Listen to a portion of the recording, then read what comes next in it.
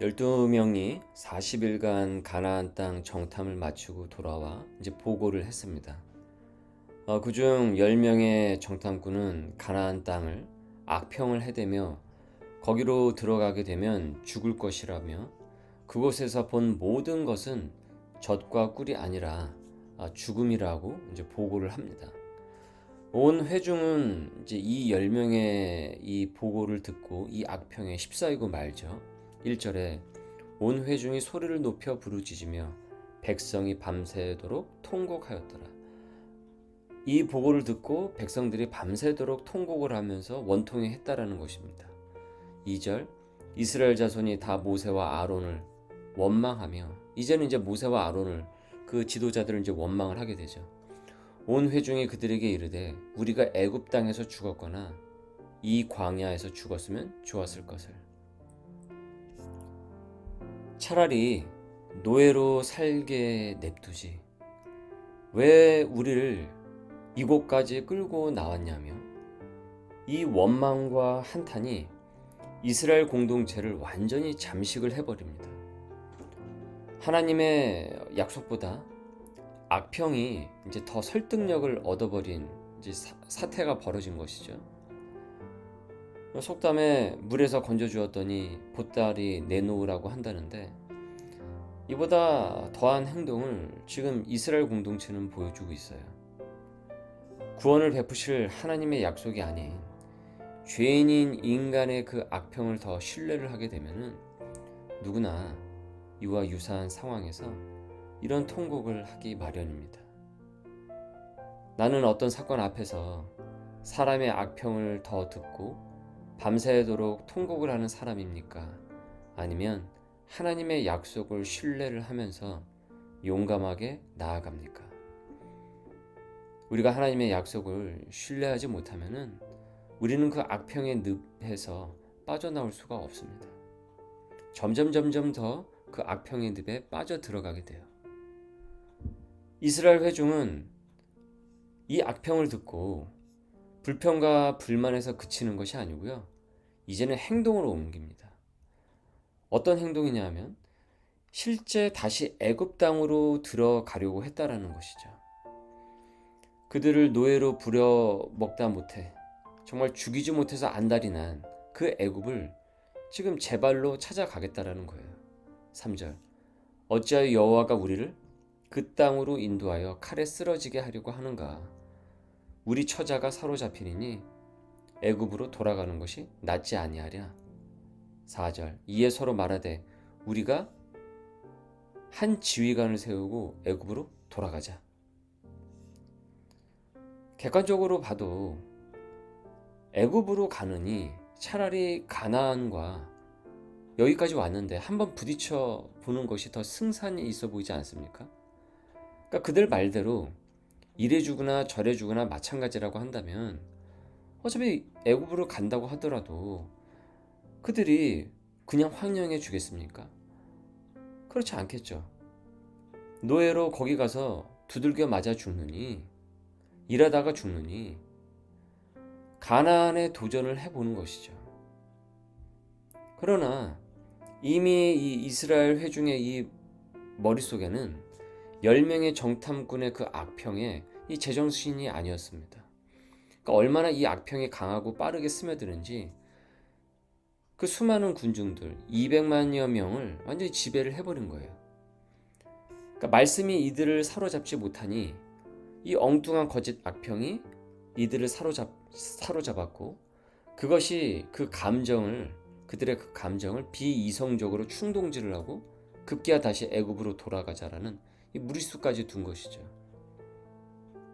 이 순간 2명의 정탐꾼 여호수아와 갈렙만큼은 이들의 이 악평에 반기를 들며 정확하고도 바른 말을 내뱉습니다. 7절 이스라엘 자손의 온 회중에게 말하여 이르되 우리가 두루 다니며 정탐한 땅은 심히 아름다운 땅이라. 여호와께서 우리를 기뻐하시면 우리를 그 땅으로 인도하여 들이시고 그 땅을 우리에게 주시리라. 이는 과연 젖과 꿀이 흐르는 땅이니라.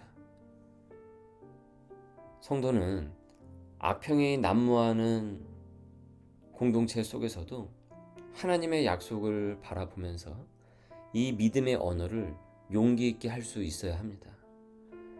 가정에서도 보면 누군가 극단적인 말을 해대며 우리 집은 끝났고 망했고 다 틀렸고 등등등의 그와 같은 말을 막 내뱉는다고 할지라도 내가 예수를 믿는 사람이라고 한다면 크리스찬은 그 믿음의 언어를 바로 그 속에서 낼 수 있어야 됩니다.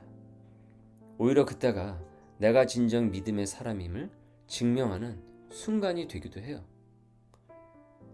하나님께서는 우리의 그 언어가 어떻게 흘러가는지 하나님께서 우리를 주목하여 보고 계십니다. 지금 이 상황 속에서 하나님께서는 다 보고 계신 것이에요.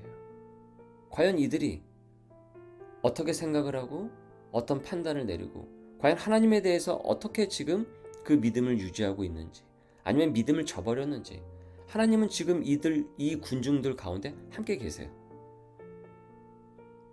악평이 난무하는 이 난리법석 속에서 여호수아와 갈렙 이 두 사람은 용기 있게 하나님의 약속과 그들을 인도하신 하나님의 인도하신 그 하나님의 그 섭리 그리고 그 땅에서 보여주신 정말 젖과 꿀이 흐르는 그 아름다운 땅 거기서 갖고 온 그 맛있는 그 과일 이것을 다시 백성들에게 상기를 시켜요. 나는 악평 속에서 똑같이 그 분위기에 휩싸이는 사람인지 아니면 그 분위기를 믿음의 언어로 바꾸는 사람인지 오늘 말씀은 우리에게 묻고 있습니다. 여호수아와 갈렙은 우리가 메뚜기가 아니라 오히려 가나안은 우리의 먹이다. 우리의 밥이다. 하나님께서 우리에게 보여주시고 그리고 우리에게 주실 것이고 하나님이 우리와 함께 하시기 때문에 두려워하지 말자고 강한 메시지를 이 순간에 던져요. 여호수아와 갈렙에게 진정 두려운 분은 하나님이셨지 가나안 족속이 아니었기 때문입니다. 경외할 대상을 우리가 온전히 경외를 하면은 우린 사람이나 상황을 덜 무서워하게 됩니다. 덜 두려워하게 됩니다. 여러분 성경에 이 두려움에 대한 이 단어가 무려 550번 이상이나 나옵니다. 그러니까 그만큼 믿음의 적은 여러분 두려움입니다. 두려움은 마음을 해집고 돌아다니고 그래서 정신줄을 놓게 만들어요. 여러분 보십시오. 이 많은 사람들이 이 중에서 똑똑한 사람들도 많이 있었을 것인데 지금 이 와중에 다시 애굽으로 들어가자라는 게 지금 말이 됩니까? 아니 400년이나 그 종살이 하다시피 정말 거지처럼 살다가 정말 그것 때문에 죽겠다고 아우성이었는데 아니 그 400년이 모자라서 또다시 거기에 들어가자고 하니 이것이야말로 죽자고 하는 얘기 아닙니까? 정신 나간 소리죠. 그런데 지금 이 정신 나간 소리가 지금 이 상황에서는 더 설득력을 얻는 상황이라는 것이 지금 기가 막힌 것입니다. 어떤 문제가 터졌어요. 그 문제의 경도가 되어 겁을 먹고 그래서 막 상상력을 거기에 덧붙이게 되죠. 그래 일어나지도 않은 일까지도 이제 일어난 것처럼 이제 사실화 시키게 되죠. 그러면 거기에 겁을 더 먹게 되는 것이고 두려움이 더 극단적으로 몰려오게 되고 그렇게 해서 극단적인 생각에 몰리면 여러분 사람들이 의외로 정신 나간 짓을 많이 합니다. 극단적인 말을 내뱉고 평소에 하지 않던 행동을 하고 그래서 무리수를 둬요. 그러니까 사단이 이런 식으로 사람의 마음을 갖고 장난질을 치기 때문입니다.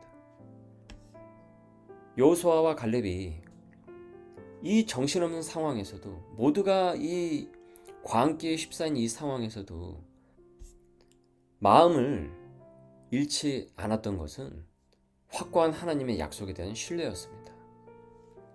이는 평소에 이들이 어떤 경건 생활과 거룩함을 유지했는지 단적으로 보여주는 것입니다.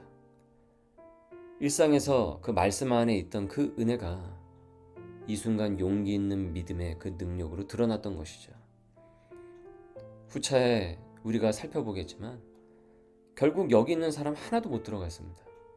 심지어 모세도 못 들어갔습니다. 여호수아와 갈렙, 출애굽 2세대, 그러니까 지금 본문에서는 애들이겠죠. 이들만 들어간 거예요. 이 회중들은 여호수아와 갈렙의 말을 듣고 마음을 돌이키기는커녕 되레 돌을 들고 이 둘을 치려고 합니다. 그러니까 그딴 소리 계속하면 돌로 죽여버리겠다라는 것이죠. 그러니까 얼마나 살벌합니까? 여러분, 우리가 믿음의 언어를 낼 때 우리는 언제든지 이런 세상 가운데서 또는 어떤 공동체 속에서도 이런 저항에 부딪힐 수가 있어요. 그래서 평소 하나님의 약속에 투철하게 무장이 되어 있지 않으면 이 용기가 끝까지 나오기가 어렵습니다. 하나님께서는 그들이 돌로 치려는 그 순간 회막에서 당신의 영광을 그들에게 보여주시고 드러내시면서 악평에 놀아나는 이스라엘 회중을 향한 진노를 드러내십니다. 온 회중이 그들을 돌로 치려 하는데 그때 여호와의 영광이 회막에서 이스라엘 모든 자손에게 나타나시니라. 10절 말씀이죠. 말씀의 마지막 질문입니다. 나는 교회 공동체나 내게 진정 복음을 들려주는 사람들의 말을 잘 듣고 있습니까?